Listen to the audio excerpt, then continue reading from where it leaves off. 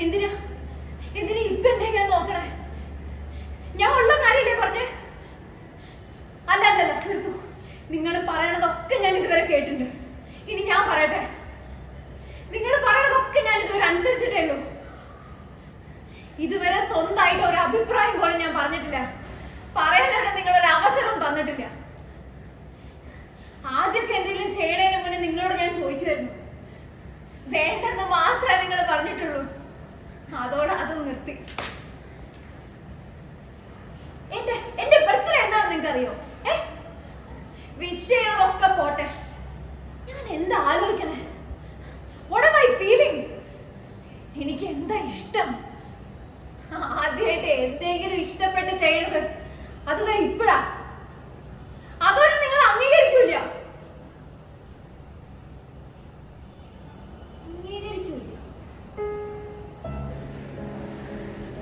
അംഗീകരിക്കുകയില്ല.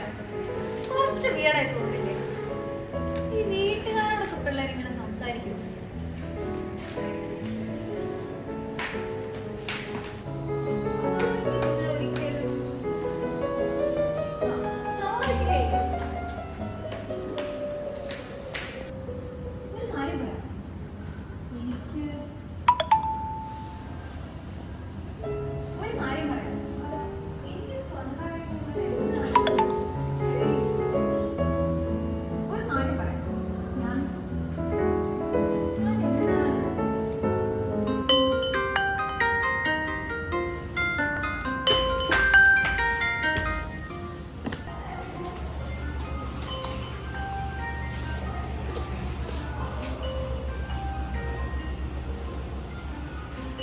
എടുക്കണോ? ഓ വേണ്ട.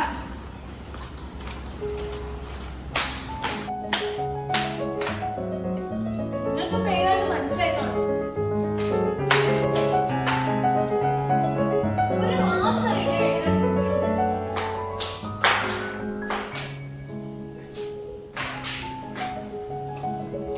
ഇതുവരെ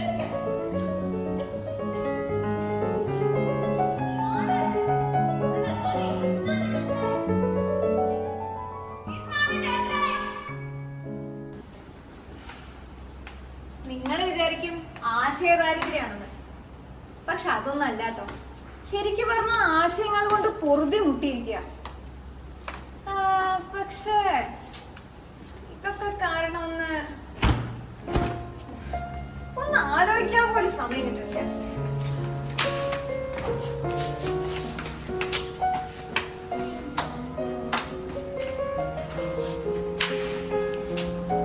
ആദ്യമൊക്കെ യുണീക്കായിട്ട് അല്ലെങ്കിൽ ആരും പോവാത്ത രീതിയിൽ വല്ല ആക്ഷനോ സസ്പെൻസ് ഒക്കെ ചെയ്യണമെന്നായിരുന്നു. പിന്നെ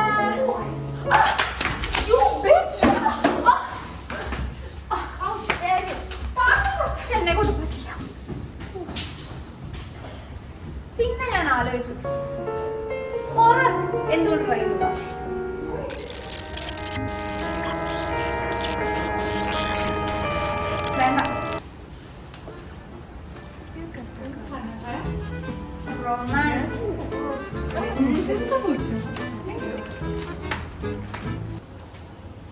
അങ്ങനെ അലക്ഷ്യമായ ഒരു ഭ്രാന്തിയെ പോലെ ഞാൻ ഇങ്ങനെ നടന്നു. എനിക്ക് വേണ്ടത് കിട്ടുന്നു. My mind is very Messi, you know. എന്താ പറയാ, എന്തെങ്കിലുമൊക്കെ ഒന്ന് ആലോചിച്ച് വരുമ്പോഴേക്കും ഒരു Bro, can you please reduce the volume?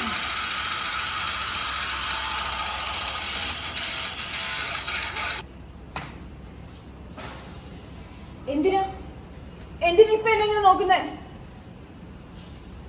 Suppose നിങ്ങൾ ഈ ഡയലോഗ് ഏതെങ്കിലും ഒരു ഷോർട്ട് ഫിലിമിന്റെ തുടക്കത്തിൽ കേട്ടിട്ടുണ്ടെങ്കിൽ, congratulations, you are lucky enough to have witnessed the amazing, breathtaking and thought-provoking masterpiece created by the genius. എനിക്ക് തോന്നുന്നില്ല നടക്കുന്നു. ഞാൻ അവസാനമാകുമ്പോഴേക്കും കിട്ടി. I think I'll quit in the end.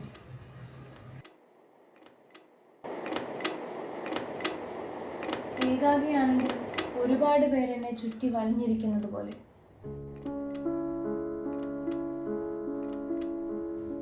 ചെയ്യുന്നത് എന്താണോ അതെല്ലാം നിർത്തിവെച്ച് എന്നെ തന്നെ നോക്കുന്നത് പോലെ. ഞാൻ പറയുന്നത് എന്താണെന്ന് അറിയാനുള്ള ആകാംക്ഷയിൽ ശ്വാസം പിടിച്ച് ആ മുറിയിലുള്ള എല്ലാ ജീവികളും വസ്തുക്കളും എന്നെ തന്നെ നോക്കി. വല്ലാത്തൊരു പരിഭ്രമം.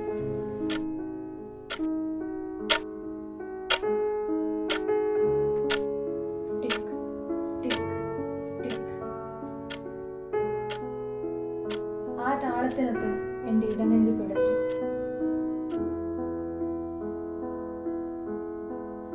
എന്തോ എവിടെയോ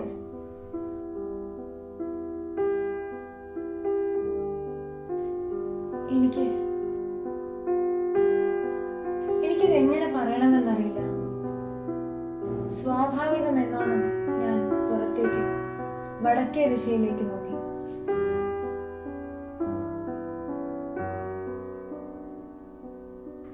ഗംഭീരം.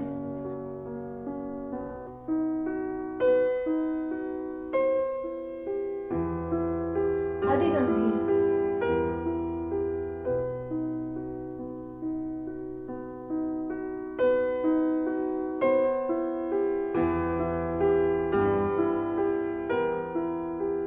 ഹിമാലയൻ മലനിരകൾ.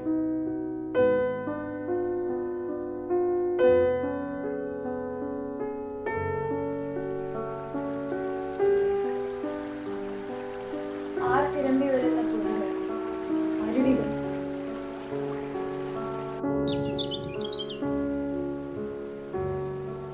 അങ്ങോട്ടും ഇങ്ങോട്ടും കൂകി വിളിക്കുന്ന കിളികൾ.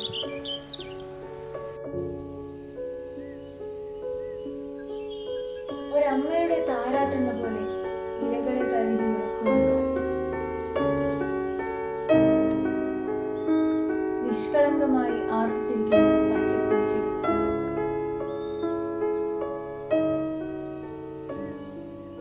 എന്റെ ജീവിതത്തിൽ ഇത്രയും നിർമ്മലമായൊരു കാഴ്ച ഞാൻ കണ്ടിട്ടുണ്ടായിരുന്നു.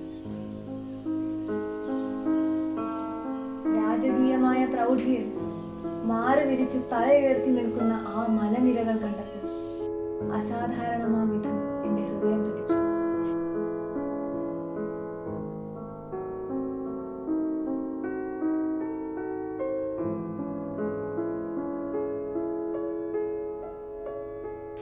ഭീതിയിലാണോ വിസ്മയത്തിലാണോ എന്ന് എനിക്കറിയില്ല.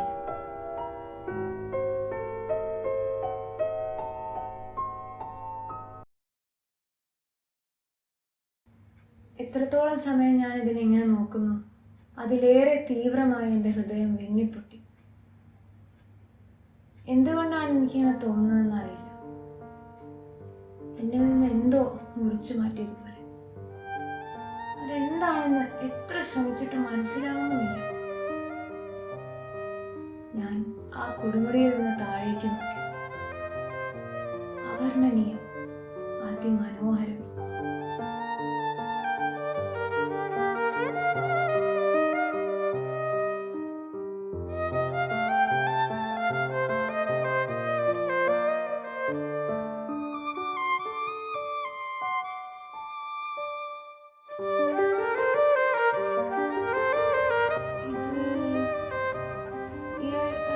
ഇയാളെ ഞാൻ കണ്ടിട്ടുണ്ട്. എവിടെയാണെന്ന് ഓർമ്മ കിട്ടുന്നില്ല.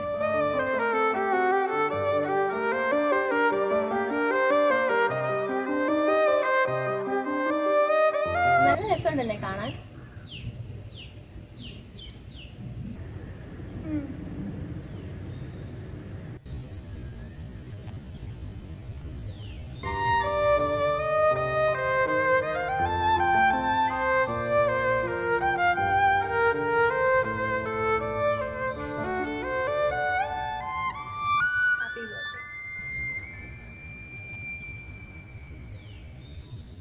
എന്താ പറഞ്ഞ? ബർത്ത്ഡേയോ?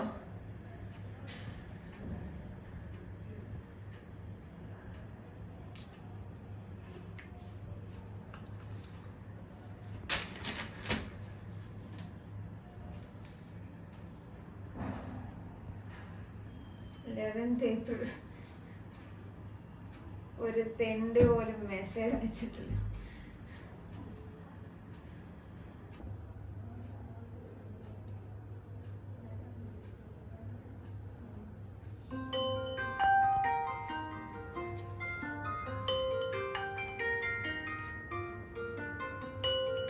ഹലോ.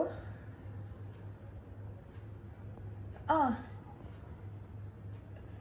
പക്ഷെ ഞാൻ ഇന്നലെ പറഞ്ഞതല്ലേ.